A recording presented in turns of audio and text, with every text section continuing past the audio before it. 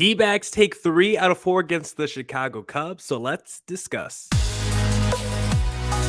You are Locked On Diamondbacks, your daily Arizona Diamondbacks podcast, part of the Locked On Podcast Network, your team every day.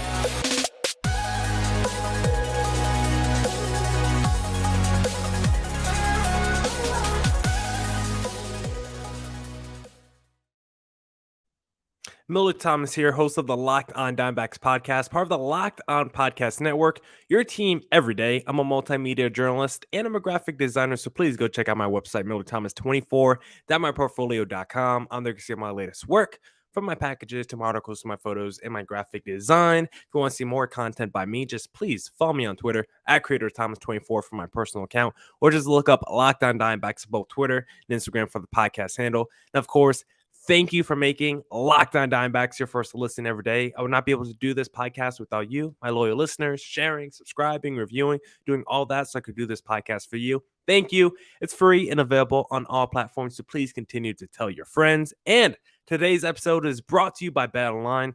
BetOnline has you covered this season with more props, odds, and lines than ever before.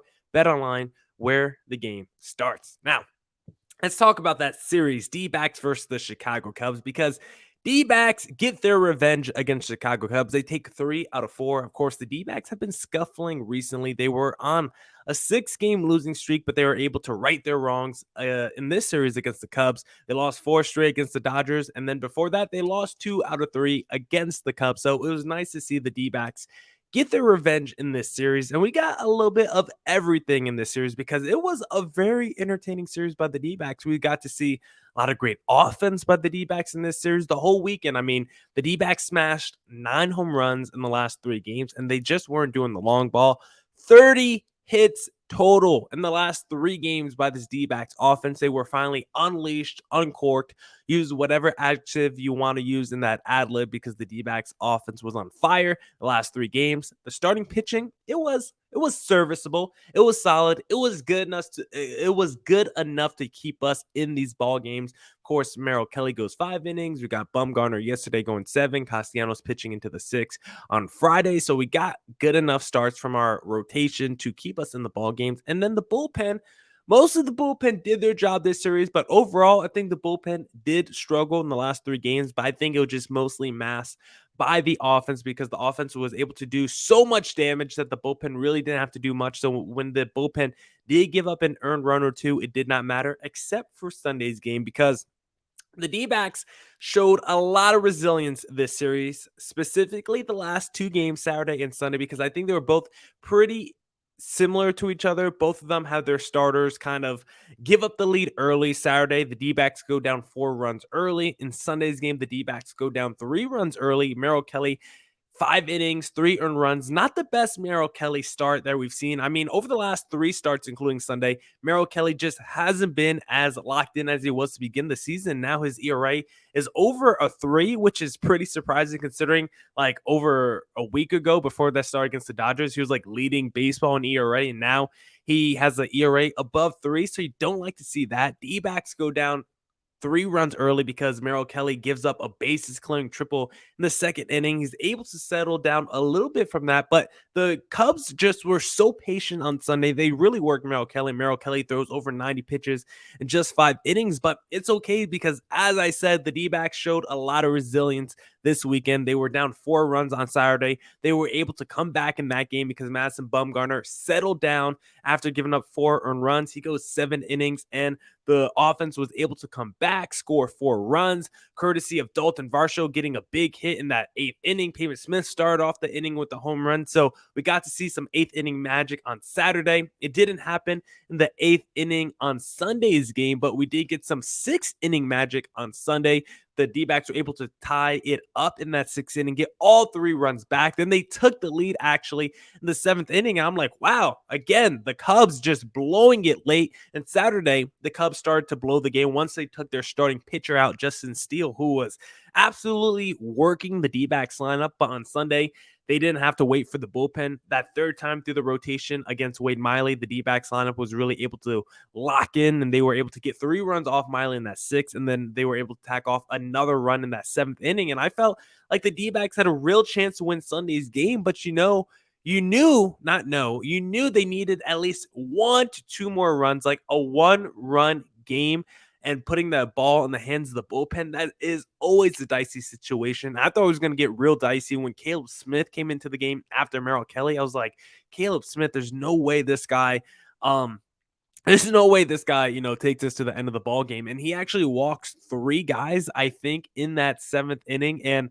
somehow he's able to escape. Somehow he's able to hang on. We get Wendelken after Caleb Smith, like the 2 sketches guys out the bullpen. Maybe not, like pretty much any guy not named Mantiply is pretty sketch out the D-backs bullpen. And Wendelken somehow survives. Caleb Smith somehow survives, but it all goes to garbage, I guess, once Ian Kennedy comes in, because usually Mark Melancon is the number 1 culprit to blow a ball game for us. But number 2 on that list might be Ian Kennedy, who, despite having an ERA below 3 entering Sunday's game, it never felt like his ERA was below 3 when you watch him. Like, even though his ERA was below 3, it's not like I have the trust in him of a guy with an ERA below 3, if that makes sense. Even though his ERA was like a 2.9 entering Sunday's game, did I have the trust in Ian Kennedy to pitch like a guy with a 2.9 ERA? No, I don't trust Ian Kennedy in high leverage moments, despite having some really good traditional stats, and it proved out in Sunday's game, because the only time his ERA was below 3, he was like, hey, let me raise that ERA a little bit for you guys. And he gives up back-to-back home runs in that 8th inning. Usually it's the D-backs with 8th inning magic, but on Sunday, it was the Chicago Cubs with 8th inning magic. Kennedy gives up the back-to-back bombs, and the D-backs go down, and they're not able to come back, because after the D-backs give up back-to-back bombs, I mean, it felt like the game was lost. It didn't feel like the D-backs offense was going to come back once they were down 1 run entering the 9th. If it was a tie game like it was Saturday, where it was 4-4 again, yeah, I think the D-backs had a great chance to win that game in extra innings. I think they would have won that game in extra innings, but because the D-backs went down and were in a deficit entering the 9th, I just felt like the game just deflated so much in terms of emotion, and it just felt like the energy left so quickly, because you were up, then all of a sudden you're down, and there's all of a sudden just like 20 minutes left. It's all of a sudden the 9th inning, and the game is on the line. And I think everything just happened so quickly for the D-backs. I think if Ian Kennedy gives up those back-to-back runs in like the 6th or 7th inning, it feels a lot differently. But because it's right at the end of the game, your back is all of a sudden against the wall, and you have no time to come back. You got your bottom 3 hitters in the lineup coming up to bat in that 9th inning as well, capped off by Drew Ellis. So I just think Ian Kennedy giving up back-to-back home runs in that situation just deflated the game so much. Emotions, energy, and I think more than anything, that's why the D-backs lost that game specifically. I think if it was a 4-4 game and Ian Kennedy only gives up 1 home run, I think the D-backs could have came back in extra innings. But I think that second home run was the dagger shot for the Chicago Cubs, because we saw the D-backs come back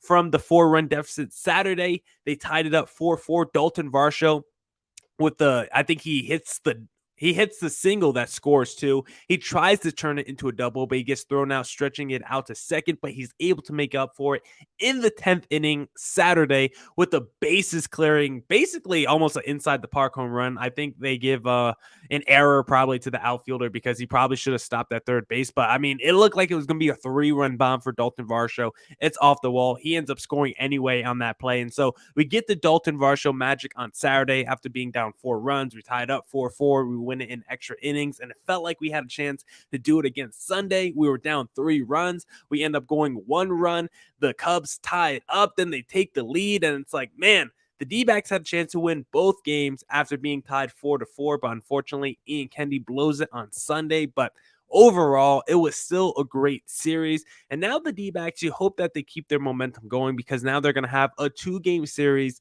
against the Kansas City Royals before playing the LA Dodgers again. So you got to build off this momentum, get a 2-game sweep against the Kansas City Royals, go 1 game above 500. And then this way, if you lose 2 out of 3 against the LA Dodgers, it doesn't look too bad overall in the standings, you'll still be a 500 baseball team. And if you're the D-backs, you would take 500 baseball, as we get pretty close to entering entering June. The D-backs are a 500 team entering June. I think you're pretty happy with that as a D-backs fan. I think this season is already off to a better start than a lot of people probably anticipated.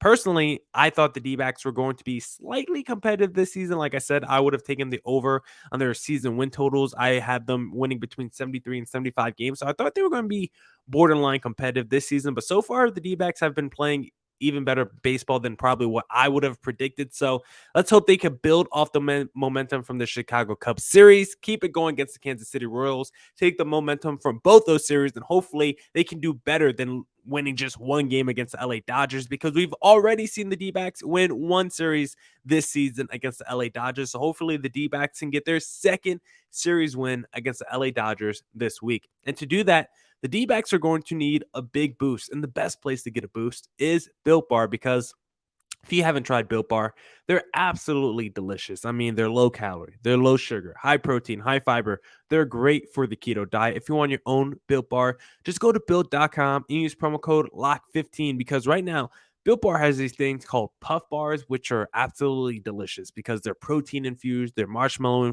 infused. Right now, they got this flavor called brownie batter, which is just absolutely freaking delicious. Just go to built.com, as I said, promo code LOCK15 for 15% off your next order. Promo code LOCK15 for 15% off at built.com. All right.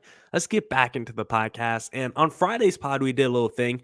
5 things to watch or keep your eye on as the D-backs enter this weekend series against the Chicago Cubs. So let's talk about those 5 things. And if the D-backs actually hit on the 5 things we mentioned, the things we were looking out for, did they materialize in this series? So let's actually talk about it. And one of the things I was keeping my eye out for is, can the D-backs get length out of their rotation? And I would like to say that they were actually able to do that in the last 3 games. Now, Merrill Kelly was only able to go 5 innings on Sunday. He threw 93 pitches, so he really didn't get the length out of Merrill Kelly, who, as I mentioned, his ERA really went up.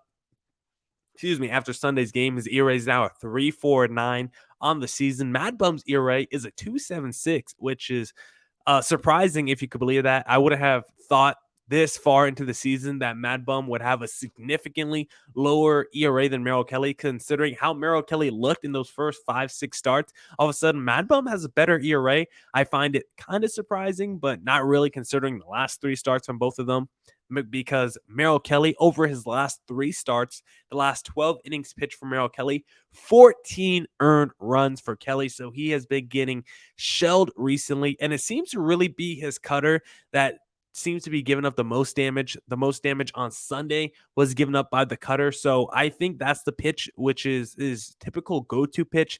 Seems to be, seems that the opponents are starting to lock in on that. So maybe he has to change up his sequencing just a little bit, because also from Mad Bum on Saturday, the cutter was probably the biggest issue for him as well. So maybe it's more of a Chicago Cubs thing, because I think the Cubs locked in on the cutter for both Madison Bumgarner and Merrill Kelly this weekend. But at least you did get 7 strong innings, maybe not strong, but solid innings out of Mad Bum on Saturday, because I wasn't confident in Mad Bum going deep in Saturday's game, even before the game started. I mean, I think I made a comment on Friday about how I wasn't too confident in Castellanos and Mad Bum both going deep into their starts, in the next 2 games. I felt like maybe one of them could go 6 innings, but didn't feel like both of them would. And they both at least pitched into the 6th inning. Mad Bum goes 7 innings, and it didn't feel like that with how the game started, because Mad Bum gives up back-to-back bombs in the 2nd inning. Then he gives up 2 runs after 2 outs in the 3rd inning. And it's just like, there's no way Madison Bumgarner is even going out there for the 4th. I didn't think Madison Bumgarner was going to go out there for the 5th. Somehow, every time I looked up when I was watching the game, it was Madison Bumgarner again out there on the mound for another inning. And I was surprised. And by the time he wrapped up the 7th, I was like, man, was that actually an impressive and good start by Madison Bumgarner? I think by the end of the start, I was like, wow, that was actually a good start by Madison Bumgarner, because it didn't feel like that.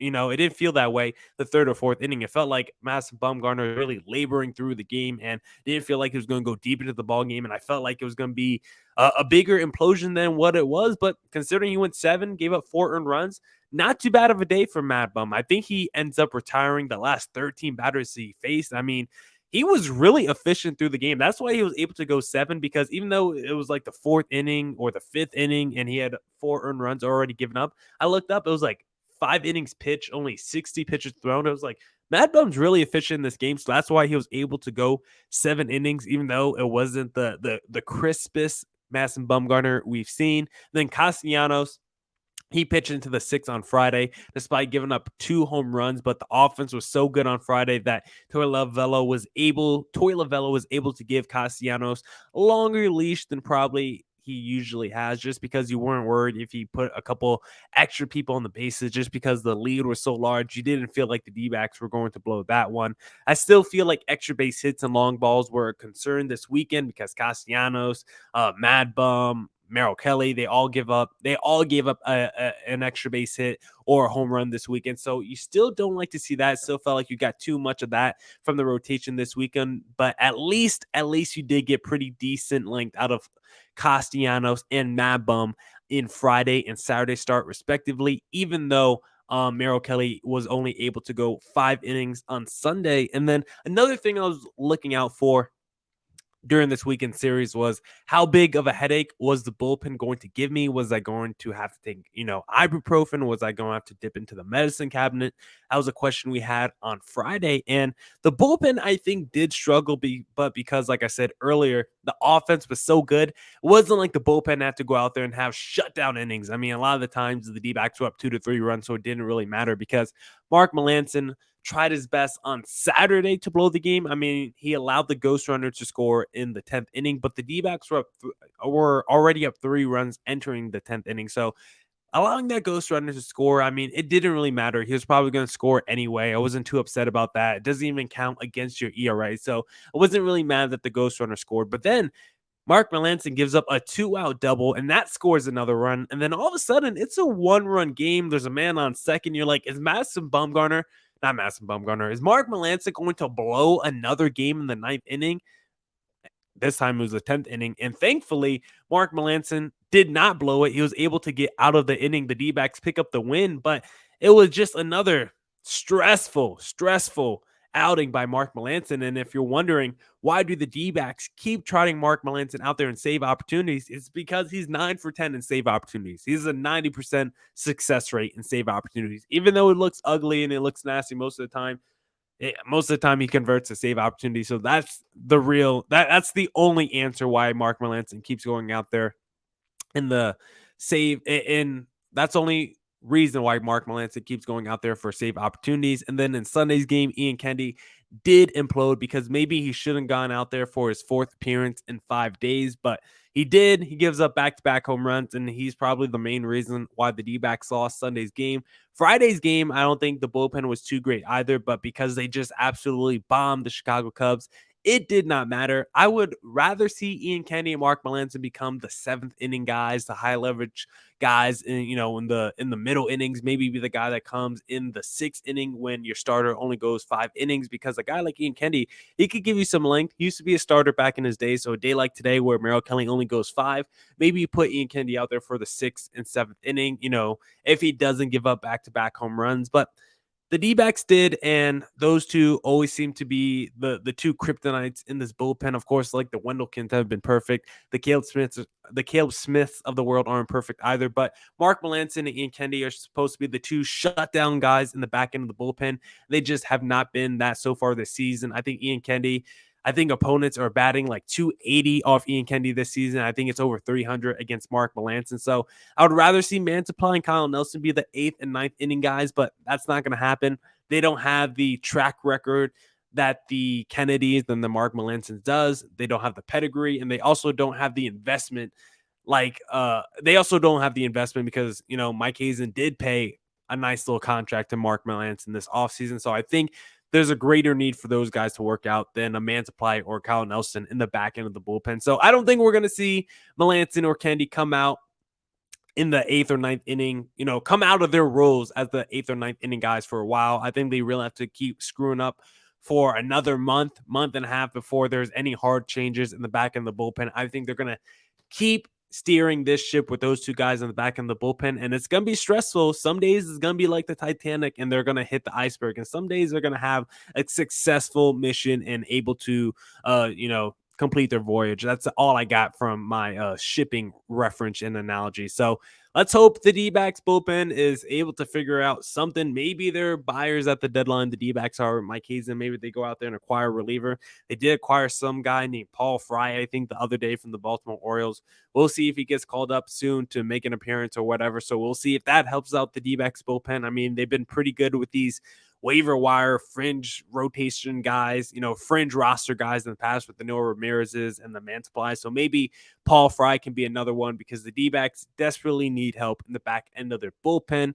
And I'm hoping that the bullpen doesn't become an issue against the Kansas City Royals, because that would be absolutely disgusting if the D-backs lost the game because of the bullpen against the Royals. Now, we're going to talk about three other things I was on the lookout for as the D-backs entered this weekend series against the Chicago Cubs, and we'll see if it materialized. But first, thank you for making Locked On Diamondbacks your first listen. For your next listen, check out the Locked On Now podcast, recaps of MLB games with analysis from our local experts, taking fans through the season like no other network, free and available wherever you get your podcasts. Now, let's discuss the three other things that I was watching out for as the D-backs entered this weekend series. And the first one I want to discuss is I was looking out for, can one of these three players break out? Josh Rojas, David Peralta, or Pavin Smith. One of these three players need to get going at the plate. And the funny thing is, all three of them got going at the plate, because Josh Rojas, he left Saturday's game with a hand contusion after getting hit by a pitch. He hurt his hand, so hopefully he doesn't have to go on the injured list, because Rojas went bananas on Friday night with 3 bombs and 3 plate appearances. He looked crazy at the plate. I mean, I don't know what words I can use. I don't know other ways to describe it. I mean, he went bananas. He was on fire Friday night.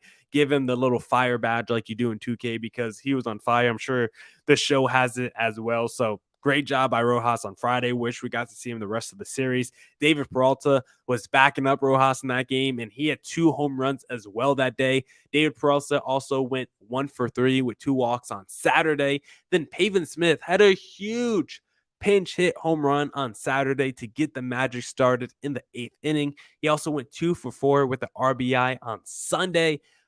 And so when you look at all these 3 players, all 3 of them had a breakout weekend. All 3 of them put in work this weekend. Rojas, he didn't hit a home run the whole season. He had yet to hit a home run before this weekend, before Friday. And it was one of the things I really want to see. I said, let's get Josh Rojas his first home run this weekend. I said that on Friday's pod, and in Friday's game, Josh Rojas didn't hit 1 home run. He didn't hit 2 home runs. He hit 3 home runs. It was one of the best games in D-backs franchise history. If he hit 1 home run, 1 more home run, he would have tied the franchise record with JD Martinez for 4 home runs in a game. I think overall, I think Josh Rojas had like over 1,200 yards of home runs in his 3 at bats. So he was an absolute mammoth in Friday's game. And those three are like 3 supporting players to this lineup, Pavin, Peralta, and Rojas. They're not 3 star players. Freight Train back in the day could be an all-star level player, but those 3 right now are more 3 supporting players in the lineup. And you're going to need your supporting players to step up. You need supporting players to, really be the glue guys in a batting order. And you can't just put everything on Marte, Varsho, Walker, and Thomas. Those guys can't do it all. You need your supporting players to step up. Those are the guys that win championships, win playoff series, get you to the playoffs. And so to see Peralta, Pavin, and Rojas step up, I mean, it's no surprise that the offense looked incredible when those 3 all of a sudden started to put in work to complement the stars in the lineup. So when your supporting pieces are complementing your stars, this is what happens. And the D-backs offense, 9 home runs, 30 hits in the last 3 games. That's what happens when your supporting players step up.